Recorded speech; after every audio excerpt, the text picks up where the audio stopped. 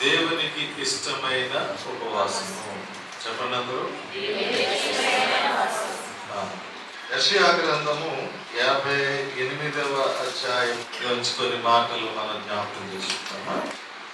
ఈ వచనాన్ని చదువుతాం. మేము ఉపవాసం ఉండగా నీవెందుకు చూడవు? మేము మా ప్రాణములను ఆయాసపరుచుకొనగా నీవెందుకు లక్ష్య పెట్టవు అని అందరూ. హల్లెలూయా, హల్లెలూయా. దేవుని బిడ్డలారా, ఈ యెషయా గ్రంథంలో దేవుడు మనకు తెలియపరుస్తున్నాడు ఆయనకి ఇష్టమైన ఉపవాసాన్ని గురించి. దేవునికి ఇష్టమైన ఉపవాసము నేను ఏర్పాటు చేసుకుని ఉపవాసం ఉంటుంది. సాధారణంగా మనము ఉపవాసాలు రెండు రకాలుగా మనం చూడొచ్చు. ఉపవాసం అంటే భోజనం మానేసి ఏం చేస్తున్నాం, మనం ప్రార్థన చేసుకుంటాం. That is fasting. ఏమి తినకుండా కంప్లీట్ ఫాస్ట్, హాఫ్ ఫాస్ట్ అలాగనమాట. కంప్లీట్ అంటే ఏమి తినకుండా, సగం ఉపవాసం అంటే ఏదో తినే ఆహారంలో సగం తీసుకుని ఉపవాసం ఉంటాం. ఈ మధ్యన ఒక సహోదరిని అడిగానమ్మా, నువ్వు ఏ రకమైన ఉపవాసం చేస్తున్నావు? అయ్యారు పొద్దున్న పూటం సాయంత్రం మధ్యాహ్నం పూటం అయిపోయిన తర్వాత సాయంత్రం తినేస్తారు. Okay, that's okay. అలాగే ఎవరి తీర్మానాన్ని బట్టి వాళ్ళు ఉపవాసం చేస్తాం, ఉండటం చూస్తాం.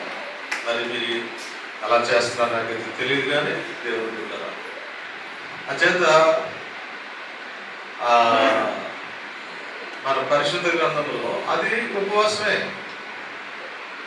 ఆహారం తీసుకోకుండా నీళ్లు త్రాగి ఉపవాసం చేస్తూ దేవుని సన్నిధిలో వాక్యం వింటూ ప్రార్థనలో గడపడం మంచిది.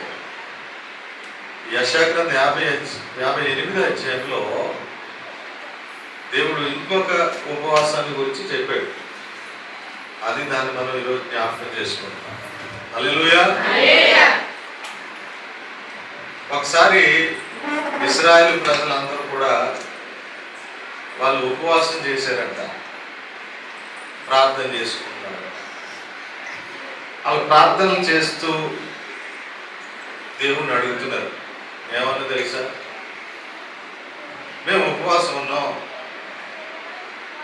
నువ్వెందుకు చూడవు మమ్మల్ని? మేము ఉపవాసం ఉండి ప్రార్థన చేస్తున్నాం, నువ్వెందుకు మమ్మల్ని లక్ష్య పెడతలేదు అని అడిగేది అనమాట. అయితే అప్పుడు దేవుడు చెప్తున్నాడు అని, ఏమనంటే, ఎవయ్యా మీరు ఉపవాసం ఉండి ప్రార్థన చేస్తున్నారని అనుకుంటున్నారు, కానీ మీ ఉపవాసము సరైనది కాదు అని చెప్పాడు. ఈ 3వ అధ్యాయములో మనం గమనించినప్పుడు, సరే ఈ ఇశ్రాయేలు ప్రజలకి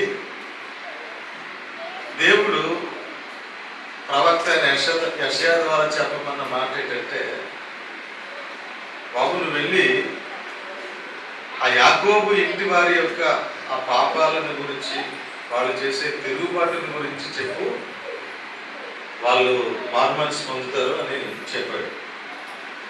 ప్రవక్త అయినటువంటి యెషయా వచ్చి వాళ్ళ పాపములను గురించి వాళ్ళకి తెలియపరుస్తూ వచ్చాడు. ఆ మొదటి వచనంలో రాయబడింది, తాళక బోర ఊదినట్లు ఎలుగెత్తి బిగ్గరగా కేకలు వేయము, వారు చేసిన తిరుగుబాటును నా జనులకు తెలియచేయి.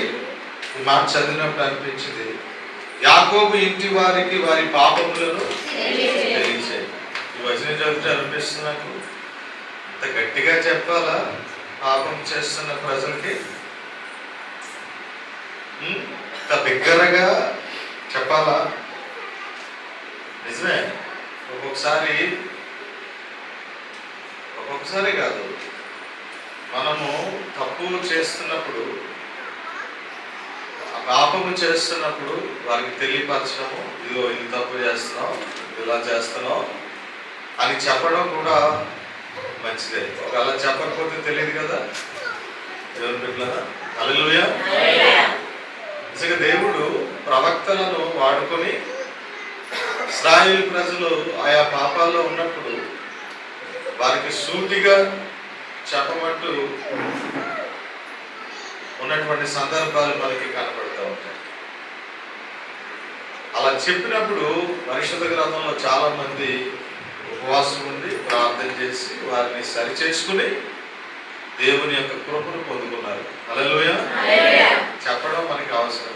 కొంతమంది చెప్తే ఇసుకుంటారా, నేనే చేశానా తప్పు, ఇంకెవరు చేయలేదా, నువ్వే పరిశుద్ధుడుగా మేము పరిశుద్ధులు కాదా అనుకోవచ్చు. కానీ నిజంగా కనుక మనలో ఏ లోపమన్నా ఉన్నట్లయితే దాన్ని సరిదిద్దుకోవడం మనకి ఆశీర్వాదం. హల్లెలూయా. ఉపవాస ప్రార్థనలో మనం కూడా అలా మారగలిగితే అది నిజంగా గొప్ప ఆశీర్వాదం అవుతుందని మీకు తెలియపరుస్తుంది. సరే, ప్రవక్త వచ్చాడు, ఇశ్రాయేలుతో చెప్పాడు, యాకోబు ఇంటి వారితో చెప్తున్నాడు. వాళ్ళు ఉపవాసం ఉన్నారు. వాళ్ళు ఉపవాసం ఉండి ప్రార్థన చేస్తారు. దేవుడేమో పెట్టలేదు, అసలు లక్ష్య పెడతలేదు. అప్పుడు వీళ్ళు అడుగుతున్నారు, ఏంటి ప్రభా మా ఉపవాస ప్రార్థన పెట్టలేదండి. అప్పుడు ఆయన చెప్పాడు, ఏమయ్యా మీరు ఉపవాస ప్రార్థన అంటూ చేసేస్తున్నారు కానీ